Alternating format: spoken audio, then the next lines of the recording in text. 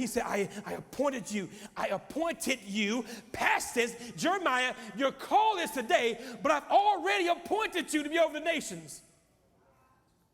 Almost as if God is looking back. It says God has now transcended the present, and he's standing in Jeremiah's future. You see, Jeremiah, you're there. I am in tomorrow. I've appointed you. Even though you still hearing the call for the first time today. It's already done in your future.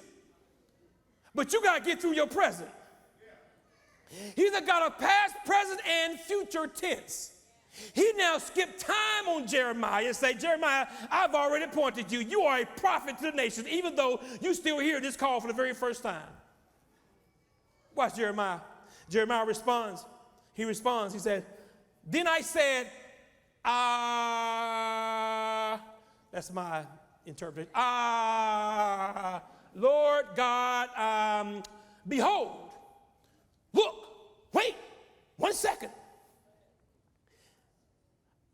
I do not know how to speak, for I am only a youth. In other words, Jeremiah is saying, you said I'm called a pastor. One problem, I can't preach. How can I be called to speak to people when I don't speak well? Hello, Moses, you're missing this. How is it that you're telling me I'm called to do a thing that I cannot do? Plus I'm young, plus I'm green, plus I'm just a child. I don't have the experience or the capability to do what you're calling me to do. Who start a business? I don't know the first thing about starting a business. Who go back to school? I can't afford school. What you say? You mean you want me to serve your people? I got a baby coming. I don't know the first thing about being a parent. I'm too young to have this child. This child doesn't fit.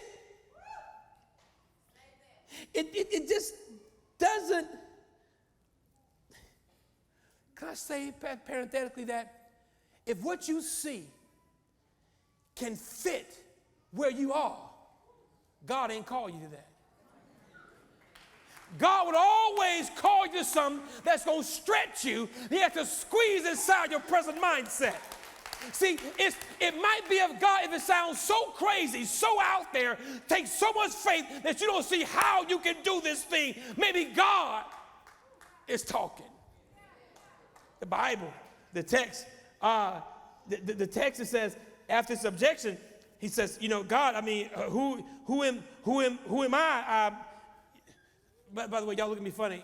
Has God ever called you to do something that you do not feel you're capable of doing? God has never stretched you past your capability. You see, watch this now. Everybody ain't going to have a Jeremiah call now. Maybe your call may be to assist a Jeremiah. If you read Jeremiah, especially chapter 20, you'll find that the man that God used most powerfully, he had a season where he needed someone to encourage him. Maybe you've been called to raise a Jeremiah. Jesus Christ. Maybe you've been called because you say, you know, I can't do it. I'm done. This marriage is done. I cannot do this. You're right, you can't. I'll be back to that. No, you can't. You can't raise them kids. You really can't. You really shouldn't have passed the final exam. You should not have gotten the job, to be honest with you. Matter of fact, the only reason you ain't been fired yet is by grace. Who am I talking to up in here? Up in here. I'm just saying there's a whole lot of stuff that you just aren't capable of doing. But I'll be back. I'll be back. But God, he is where he knew Jeremiah would be. You see, he had to meet Jeremiah where, see, oftentimes, watch it, oftentimes, tweet this, oftentimes, God is where he knew you would be, not necessarily where he wanted you at. Say it slow. God will sometimes be where he knew you would be, not necessarily where he wanted you at. God may have wanted you here by now, but he also knows that that your faith will wane at times, that you won't keep pace at times. So instead of God meeting you where he wants you to be, he has to meet you where you are. But he never abandons where you are to be at. He comes where you are with full knowledge of where he wants you to be. I won't go back.